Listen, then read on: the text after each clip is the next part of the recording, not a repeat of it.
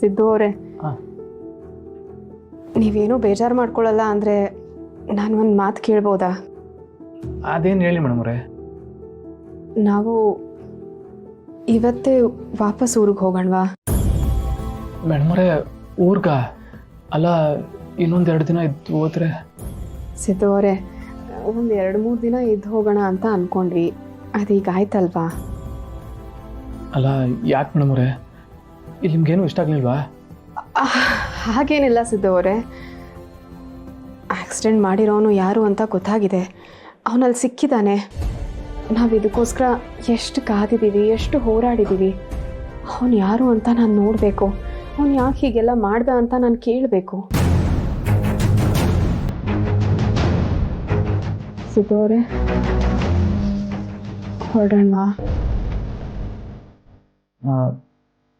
ಸರಿ ಮೇಡಮ್ ಅವರೇ, ನಾನು ಅಪ್ಪಾಜಿಗೆ ಹೊರಡೋ ವ್ಯವಸ್ಥೆ ಎಲ್ಲ ಮಾಡಿ ಅಂತ ಹೇಳ್ಬಿಟ್ಟು ಬರ್ತೀನಿ.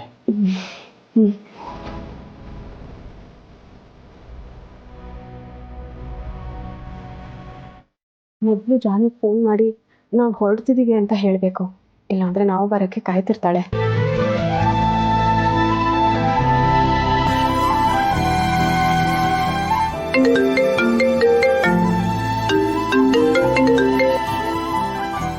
ಅಕ್ಕ, ಏನೇ ಮಾಡ್ತಿದ್ದೆ? ಏನಿಲ್ಲ ಜಾನು, ಅದು ನಾನು ಸಿದ್ದು ಅವರು ಇವತ್ತೇ ವಾಪಸ್ ಊರಿಗೆ ಹೊರಟಿದ್ದೀವಿ. ಅದೇನೇ ಇಷ್ಟು ಬೇಗ? ಒಟ್ಟಿಗೆನೆ ವಾಪಸ್ ಹೋಗ್ಬೋದಿತ್ತಲ್ಲ, ಇವಾಗ ಊರಿಗೆ ಹೋಗಿ ಏನು ಮಾಡ್ತೀಯಾ? ಇಲ್ಲ ಜಾನು, ಏನೋ ಸ್ವಲ್ಪ ಅರ್ಜೆಂಟ್ ಕೆಲಸ ಬಂದಿದೆ, ಅದಕ್ಕೆ ನಾವು ಹೊರಡ್ತಿದ್ದೀವಿ. ನೀವು ಆರಾಮಾಗಿ ಬನ್ನಿ. ಸರಿ ಕಣೆ, ಹುಷಾರು.